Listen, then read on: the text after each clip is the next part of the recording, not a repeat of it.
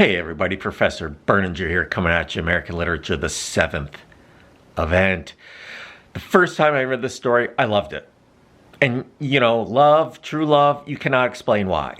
Right, you cannot explain why. There are stories I really, really like, maybe some I love, and I can say this. This one, though, I was just completely taken with it. I've tried to teach it on and off through the years. Sometimes it goes well, it usually does not, because it is so very different than what we're used to studying in a literature class. And in some ways, as difficult and as enigmatic as the story can be, it's also extremely straightforward, right? It's almost always extremely straightforward. So, in teaching it this time around, I decided to take the very personal approach. The discussion board I assigned was connect with the story some way, find a portal in. And the posts that I've read so far, everybody usually, you found a way in, right? And that's fantastic. For me, the story fires on lots of levels, lots of cylinders here. The environmental issue is the major issue. It's how I see the world. It's how I see everything humanity does. It is how I base my vote for elected officials. It is how I try, not to always great success, to conduct my life. But the fact that this story talks about eco-criticism. Let's pause there. So there are lots of different schools of criticism. Feminist school of literary criticism. That is reading a story and saying about the story, what does this story say about women, right? Exclusively. How does a woman read this story? What does the story say about women? Winter Dreams from a feminist approach. Judy Jones is created. What men do with Judy Jones in their mind, they create her to be this ideal, perfect woman that she'll never live up to. And she is in some ways the victim of what men think the ideal woman is. That would be a feminist approach to that story. Historical approach. You look at a story in its historical time period. Biographical approach. What does this story or poem say about the author?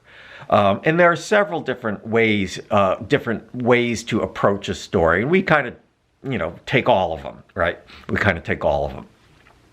Eco-criticism is one of the newest approaches to literature, and it's mentioned in the story, and I think it is fantastic, and I think we need to be eco-critical of everything human beings do. Eco-criticism, what does this story say about human beings' relationship to the environment? That's a little oversimplification. What is this story? How can this be interpreted and looked at in a way about human beings' relationship to the environment? And this story pulls no punches. When Mimi Erdmann, who's fictional, right? The man in the story is based on the author. The facts of the man in the story line up perfectly with the author's life, but Mimi is completely fictional. She is a groundbreaker in eco-criticism. And I love it when she criticizes environmentalists who get all hung up on like the fluffy owl and what's going to happen to the owl when we cut the forest down. And we had Earth Day the other day, and people got out and drove their cars places, and they picked up trash on the side of the road. That's fine. That's all good. But people, oh, I feel good. I picked up some plastic bottles on the side of the road. Oh, I don't use plastic bottles. I walk around with a stainless steel, and I get water from the fountain. I am doing my part for the environment. It's nibbling at the edges, right? It's nibbling at the edges.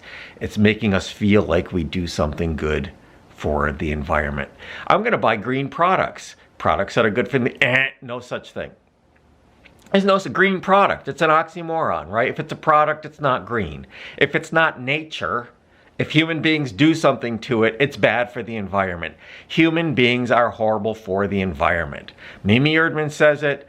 It's not a comfortable thing to think about, but she said if all the people who are fussing over the owl really looked at their lives and their impact on the environment, they would all end their lives. Don't do that, okay? Life is special and precious, and I do think human beings are a part of nature, so caring for yourself is caring for nature.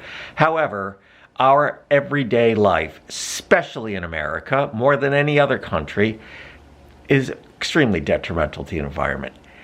Think about this. Every time a baby is born, it's bad for the environment, especially an American baby. Almost everything good in life everything we consider good is bad for the environment. The economy's taking off. We use a lot more resources and burn fossil fuels. When the pandemic hit, it was great for the environment. Carbon emissions went down. That's helping the planet. Because people weren't driving. Because people were so quiet. Because people stayed at home in those early months of the pandemic. Nature was actually coming back. People were hearing animals they hadn't heard. Animals were showing up in places they hadn't shown up. The early pandemic, was awesome for the environment. This is dark. I love all people. I want people to live long, healthy lives, fulfilling lives. But the hundreds of thousands of people the pandemic killed, I know people it killed. It's good for the environment. I'm sorry to say that. That's grim. That's dark. I'm being provocative here. Every birth is bad for the environment. Anyway, so I like that this story makes that point. I love that the story is eco-critical of people's lives. I like that it's eco-critical of literature and the way we view the world. So to me, that makes the story extremely appealing, because rarely do people talk about environmentalism in real terms.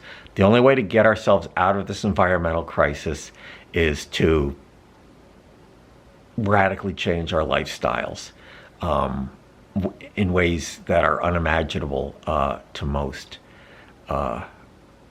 people. Because people are the problem. So I love the story for that. And, I'll pick up in part 2 with other personal reasons why I really love the story, The Seventh Event.